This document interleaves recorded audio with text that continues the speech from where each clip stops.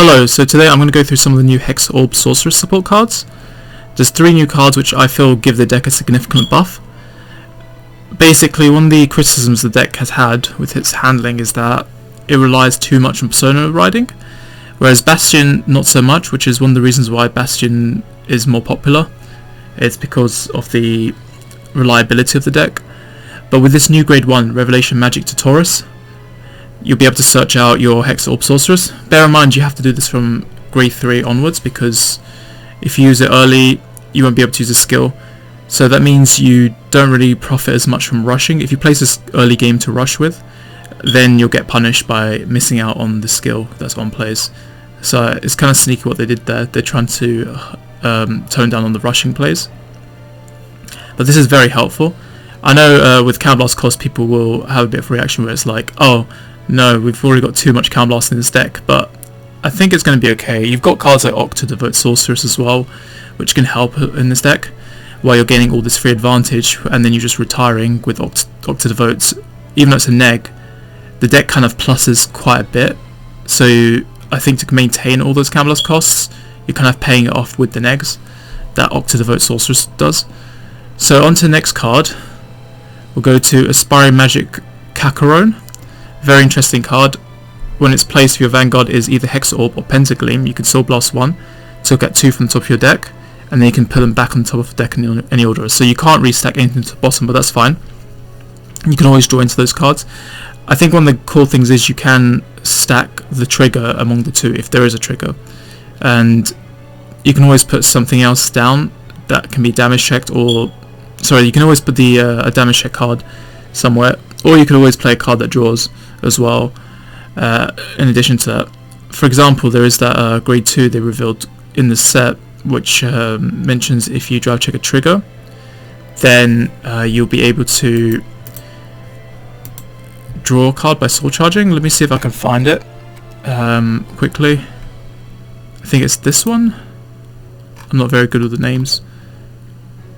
Yeah, so you could do that. You could potentially even stack a trigger on top of your deck, and then when you drive check it, you can draw the second card in. I mean, there are a few different ways you can try to make use of the fact that you can't put things on the bottom, which isn't too bad. So another thing is that you can use it on turn 2, so it helps with rushing. But then the other skill I think is really helpful.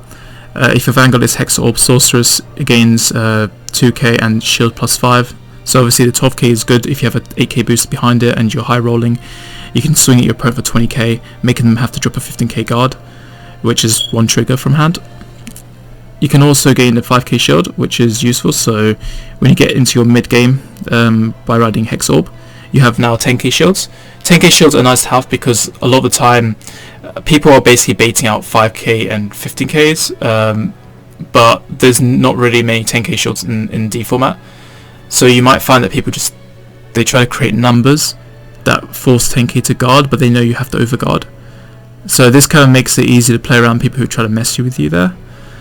And that will get us to the next card actually, speaking of 10k defense, which is Light Illuminating the Truth. So Hexaorb as your Vanguard, you get 10k shield. And, well, not 10k shield, it's more like your Vanguard gains 10k power, but it's like a pseudo guard, which is helpful as well. So again, if someone's being sneaky and trying to bait the 15k, you can still drop this 10k anyway. But then it also has the option of gaining 40,000, which is so much shield if you have 2 Counterblast, which is more the reason to consider playing Octa Devote Sorceress, because I think, again, like as I said, the deck, well, it has its ways of trying to plus a bit.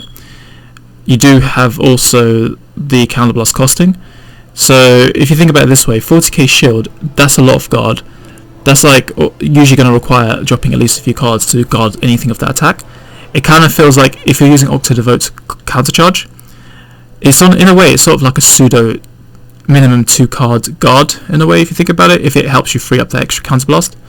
So it's sort of like, it can be a 1 card guard, but then you need a lot of counterblast to begin with, so it's not realistic to be able to kind of do that all the time, unless you're playing the Octa Devote countercharge engine, where in which case it becomes more reliable.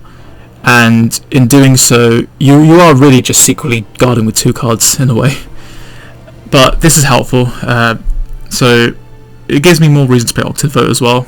In a way, these support cards do help to make that card a lot more useful, because I've noticed in a lot of lists people aren't playing Octa Devote, and I think these new cards might give people more reason to consider playing it. Anyway, overall I think these cards, they help the deck a lot.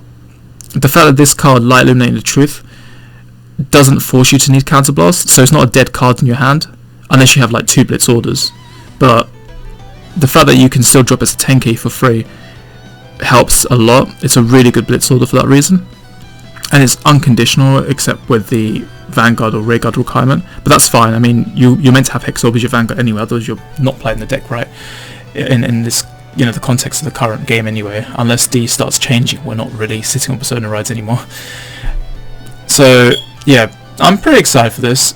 I've kind of wanted to see more interesting Keta cards for a while. The stuff we got in D set 2 was interesting.